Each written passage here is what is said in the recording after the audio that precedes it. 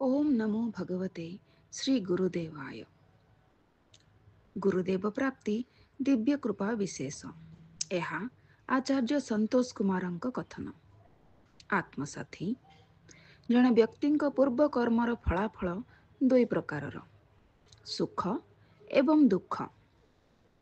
सेमाने अर्थात कर्म जन्मरू तुम जीवन को हैरान करती, तुमर उत्थान एवं पतन निर्णय करती। किंतु गुरुदेव को पाइबा तुमर कर्म गणनारे नहीं, कारण गुरु आमर कर्मफल भाव आसी नथांती, केवल ईश्वरଙ୍କ अपार प्रेम हेतु आसंती। गुरुदेव को पाइबा एक दिव्य आशीर्वाद। यह केवल सेतेबेले घटे जेतेबेले भगवान तुम प्रति अपार करुणा करती जे तुमको शिष्य करिवे। तुमर भक्ति, तुमर हृदयस्पर्शी आह्वान, तुमर आत्मार प्रकृत आकांक्षा जेतेबेले एगुड़िक ईश्वरଙ୍କ दृष्टि को आसे, से तांकर साक्ष्य प्राप्ति न करि परिवार तुमर अवस्था लक्ष्य करती एवं से निजे गुरु रूपरे पृथ्वी रे अवतार ग्रहण करती।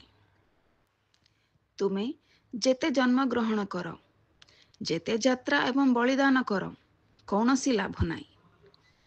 कारण गुरु बिना जीवन नाविक बिना डंगा एवं गंतव्य शून्य यात्रा परी। भगवान आमर मंगल पाई गुरुंक रूपरे जन्म ग्रहण करती, किंतु आमे अज्ञानवशत भगवान को मंदिर बुली खोजी थाउ। गुरु पाइबा मुहूर्तरु तुमर जीवन चरम लक्ष्य आड़क दौड़िबा आरंभ करे। से पर्यंत जदि कर्म तुमको मार्गदर्शन करे, तेबे कृपा तुमको मार्गदर्शन करे।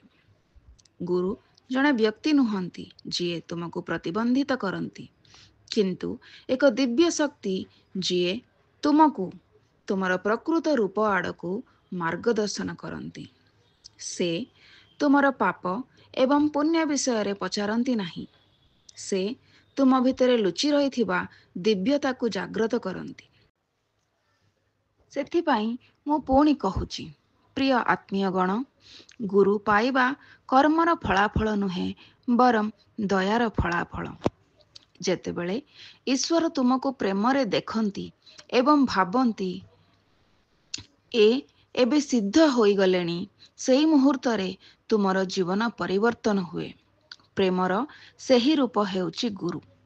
से हेउचंती महान शक्ति जिए तुमर अतीत को लिभाई दियंती एवं तुमर भविष्यत को दिव्य एवं दिव्य करती। जेतेबेले जड़े शिष्य पचारिले, गुरु पाइबा कौन पूर्व जन्मर परिणाम? मु कहिली, ना नयना, गुरु होउचंती एही जन्मरे प्राप्त सर्वोच्च कृपा। गुरु कर्मर बाहारे, से हेउचंती कृपार अवतार।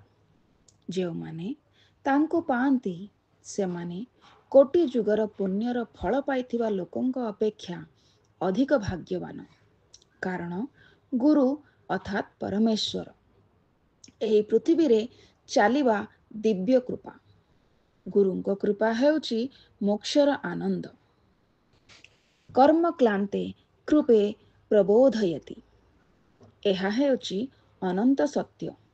गुरुलाभम पूर्व कर्मर फल नुहे, बरम एहा ईश्वरंक प्रत्यक्ष कृपा। ओम नमो भगवते श्री गुरुदेवाय।